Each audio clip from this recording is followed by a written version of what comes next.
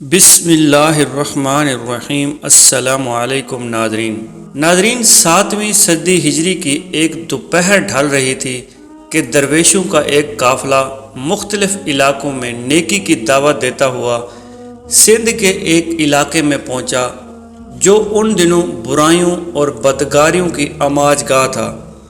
درویشوں کا یہ قافلہ ایک ایسے محلے میں ٹھہرا جہاں ہر طرف چہل پہل تھی۔ شام ڈھلتے ہی چراغ روشن ہونے لگے۔ شام نے رات کا لبادہ اوڑھا تو گانے بجنے لگے۔ عورتیں سرعام گناہ کی دعوت دینے لگیں اور اوباش نوجوان بے اختیار ان کی جانب کھینچے جانے لگے۔ یاد الہی میں مگن درویش یہ دیکھ کر بہت پریشان ہوئے اور اپنے امیر قافلہ سے عرض کی، حضور یہاں قیام ہمارے لیے مناسب نہیں، کہیں اور چلتے ہیں، یہ تو بہت بری جگہ ہے۔ امیر قافلہ نے فرمایا، ہم یہاں اپنی مرضی سے نہیں آئے بلکہ بھیجے گئے ہیں۔ امیر قافلہ کا جواب سن کر درویش مطمئن ہو گئے۔ جوں توں رات گزری، صبح گناہوں کا بازار سد پڑ چکا تھا۔ اگلی رات درویش یہ دیکھ کر حیران رہ گئے کہ بازار میں کل جیسی رونق نہ تھی۔ دوسری طرف برائیوں کے اڈے پر اوس پڑ چکی تھی۔ جو بھی آتا محلے میں داخل ہوتے ہی الٹے پاؤں واپس لوٹ جاتا۔ پھر یہ جیسے معمول ہی بن گیا۔ بازار کی رونقیں ختم ہونے لگی۔ ایک دن ساری عورتیں جمع ہوئیں اور کہنے لگیں، جس دن سے یہ درویش ہمارے ہاں آئے ہیں ہمارا تو کاروبار ہی ٹھپ ہو گیا ہے، انہیں یہاں سے نکالو ورنہ ہم تو بھوکے مر جائیں گے۔ چنانچہ وہ ان درویشوں کے پاس آئیں اور کہا، بابا آپ صوفی لوگ ہیں، یہاں آپ لوگوں کا کیا کام؟ یہ گناہوں کی جگہ ہے، یہاں سے چلے جائیں، آپ کی وجہ سے ہمارا کام بند ہو رہا ہے۔ درویشوں کے امیر قافلہ نے فرمایا، ہم یہاں جانے کے لیے نہیں آئے، اب تو ہمارا مزار بھی یہی بنے گا، البتہ اگر تمہیں کوئی مسئلہ ہے تو تم یہاں سے چلی جاؤ۔ ناظرین گرامی، کیا آپ جانتے ہیں کہ یہ بلند رتبہ درویش کون تھے؟ یہ کوئی اور نہیں بلکہ سندھ کی پہچان حضرت لال شہباز قلندر سید محمد عثمان مروندی کاظمی حنفی قادری تھے، جبکہ ان کے ساتھی ان کے مرید اور خادم تھے۔ آپ علوم باطنیہ کی تکمیل کے بعد ایران میں حضرت امام علی رضا کے روضے پر حاضر ہوئے۔ وہیں سے آپ کو حکم ہوا کہ حج بیت اللہ اور زیارت روضہ رسول اللہ صلی اللہ علیہ وآلہ وسلم کا شرف حاصل کریں۔ حضرت لال شہباز قلندر بغداد میں حضرت عبد القادر جیلانی حضور غوث پاک رحمۃ اللہ علیہ کے مزار پر حاضر ہوئے اور پھر حج کی ادائیگی کے بعد مدینہ منورہ تشریف لے گئے۔ وہاں سے غیبی اشارہ ملنے پر آپ سندھ کی طرف روانہ ہو گئے۔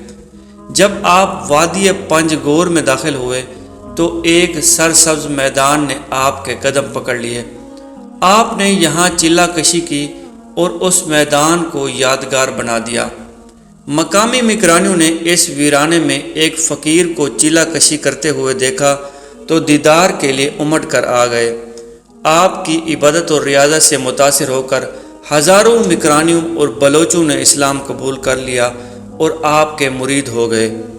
یہاں ایک عرصہ قیام کرنے کے بعد آپ اس دشت کو دشت شہباز بنا کر آگے بڑھ گئے۔ آپ جب پسنی سے گزرے تو ایک گڈریا اپنی بکریوں کا ریوڑ لے کر جا رہا تھا۔ آپ عالم جذب میں تھے۔ وہ گڈریا اپنی بکریوں کو بھول کر آپ کے قدموں میں آ کر بیٹھ گیا۔ آپ نے چند دن کے اندر ہی اسے اپنے رنگ میں ایسا رنگا کہ آپ کے جانے کے بعد وہ گڈریا لال کے لقب سے مشہور ہو گیا۔ پسنی بندرگاہ کے ٹیلے کی دوسری جانب گڈریا لال کا ایک مزار آج تک اسی گڈریے کی یاد دلاتا ہے۔ یہاں سے آپ سیدھے ملتان پہنچے اور مضافات میں پڑاؤ ڈالا۔ آپ کی شخصیت سے متاثر ہو کر ملتان اور گرد و نواح کے لوگ آپ کے پاس آنے لگے اور آپ کے پاس ہر وقت ہجوم رہنے لگا۔ یہ لوگ آپ کی دعاؤں سے فیض پاتے۔ ان لوگوں کی زبانی قلندر شہباز کی کرامات کا شہرہ ملتان کے قاضی علامہ قطب الدین کاشانی تک بھی پہنچا۔ علامہ قطب الدین کاشانی عالم فاضل شخص تھے، لیکن صوفیت اور درویشی پر کامل یقین نہیں رکھتے تھے۔ چنانچہ انہوں نے آپ کے خلاف فتویٰ جاری کر دیا۔ حضرت لال شہباز قلندر کے کسی عقیدت مند نے قاضی کا یہ فتویٰ آپ تک پہنچا دیا۔ چنانچہ آپ چند خدمتگاروں کے ساتھ شہر کی طرف روانہ ہو گئے۔ اس وقت ملتان میں حضرت بہاؤالدین زکریا ملتانی رحمۃ اللہ علیہ کی روحانی حکومت تھی۔ آپ مسند ارشاد پر جلوہ افروز تھے کہ کسی نے اطلاع دی کہ حضرت عثمان مروندی کے نام سے کوئی بزرگ حضرت قطب الدین کاشانی سے مناظرے کے لیے تشریف لا رہے ہیں۔ آپ نے کہا کہ جاؤ اور قلندر کو نرمی سے سمجھا بجھا کر میرے پاس لے آؤ۔ حضرت لال شہباز قلندر ابھی ملتان کے دروازے پر ہی پہنچے تھے کہ بہاؤالدین زکریا ملتانی کے مریدین آپ کے استقبال کے لیے آ گئے۔ اب آپ کے قدم قاضی کی عدالت کی بجائے حضرت بہاؤالدین زکریا کی خانقاہ کی جانب تھے۔ وہاں بیٹھے تو اٹھنا ہی بھول گئے۔ دن رات صحبتیں رہنے لگیں۔ یہیں آپ کی ملاقات حضرت فرید الدین گنج شکر اور حضرت جلال الدین سرخ پوش بخاری سے ہوئی۔ اس زمانے میں پنجاب اور سندھ میں کرامتہ فرقے کا بہت زیادہ اثر تھا۔ ان کے عقائد بنیادی اسلامی تعلیمات کے منافی تھے۔ ان حالات کے پیش نظر حضرت بہاؤالدین زکریا ملتانی رحمۃ اللہ علیہ نے رشد و ہدایت اور اسلام کی تبلیغ کا ایک عملی منصوبہ تیار کیا۔ ایک طرف اپنے مریدوں کو مختلف تبلیغی دوروں پر روانہ کیا، دوسری جانب حضرت لال شہباز قلندر، حضرت فرید الدین گنج شکر اور حضرت سید جلال الدین سرخ پوش بخاری رحمۃ اللہ علیہ کے ہمراہ تبلیغی دورے پر روانہ ہوئے۔ یہ چاروں بزرگ کافی عرصہ ایک ساتھ رہے۔ بعد میں یہ چاروں بزرگ چار یار کے نام سے بھی مشہور ہوئے۔ ایک روایت یہ ہے کہ اسی سیاحت کے دوران آپ نے حضرت بو علی شاہ قلندر سے بھی ملاقات کی، اور یہ بھی کہا جاتا ہے کہ حضرت بو علی شاہ قلندر نے ہی آپ کو مشورہ دیا تھا کہ آپ سندھ میں سیوستان یعنی سیون میں سکونت اختیار فرمائیں۔ سیون میں اس وقت ہندو راجہ جیسر جی کی حکومت تھی، جو عرف عام میں راجہ چوپٹ کہلاتا تھا۔ وہ ایک عیاش آدمی تھا اور رعایا کے حال سے بے خبر رہتا تھا۔ لا قانونیت اور ظلم و تشدد ہر طرف عام تھا اور کسی کی کوئی فریاد نہیں سنی جاتی تھی۔ اس وقت کا یہ مقولہ بھی مشہور ہے کہ اندھیر نگری چوپٹ راج۔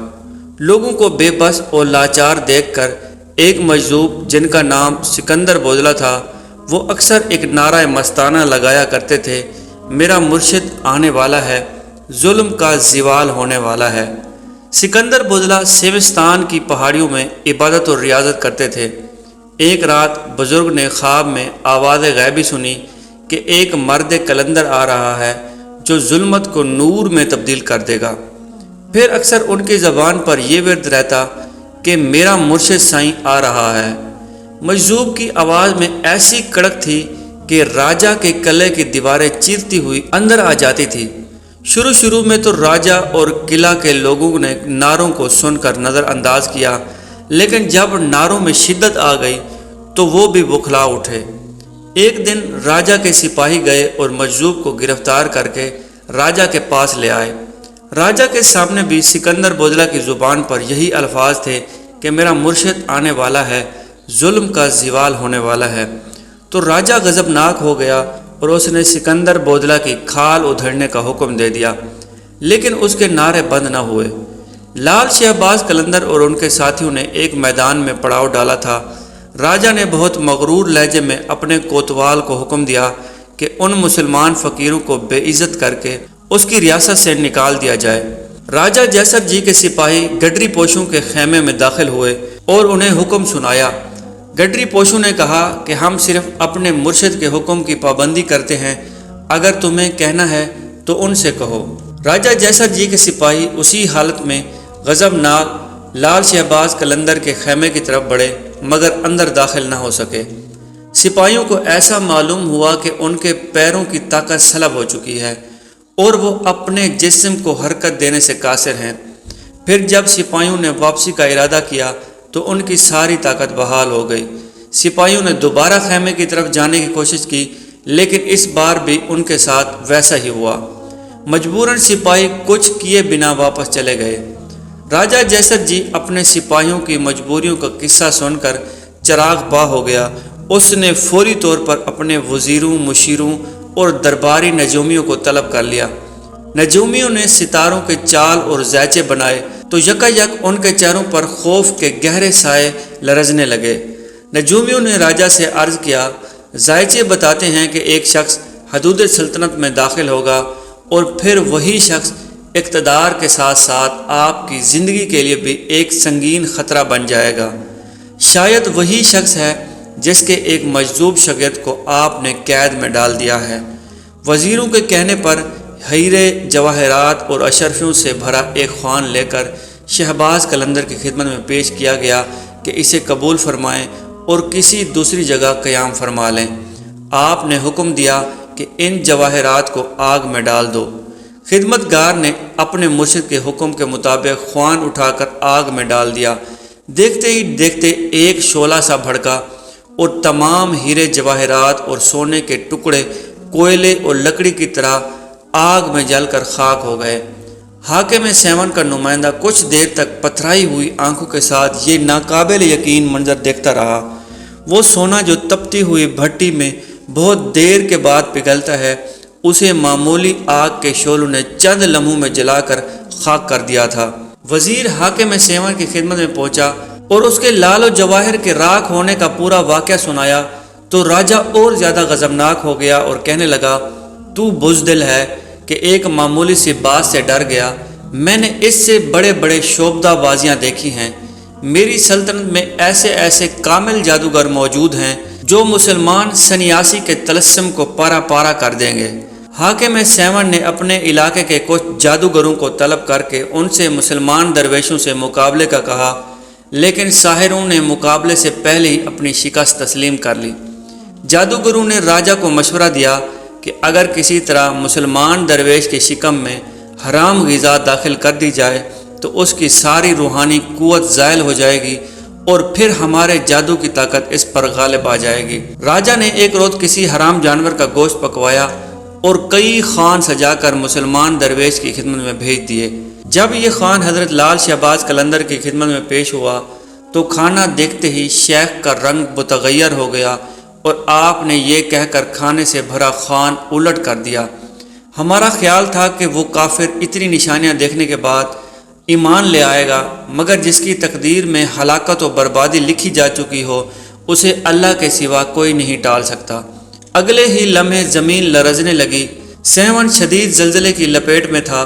زمین نے 2-3 کروٹیں لی اور طاقت و اقتدار کا سارا کھیل ختم ہو گیا۔ ایک روایت کے مطابق شیخ بودلہ بہار کسی طرح رہا ہو کر شہباز قلندر کے پاس واپس آ گئے تھے، لیکن دوسری روایت کے مطابق انہیں شہید کر دیا گیا تھا۔ تو آپ نے عالم جلال میں اپنے پانی کے کٹورے کو الٹا کر کے زمین پر پٹکا اور اسی وقت راجہ جیسر جی کی پوری بستی بھی پلٹ گئی۔ آج بھی سیون کے بحر اتاب زدہ بستی ہے جس کی کھدائی کے دوران اکثر وہاں سے برتن، سکے اور انسانی ہڈیاں نکلتی ہیں۔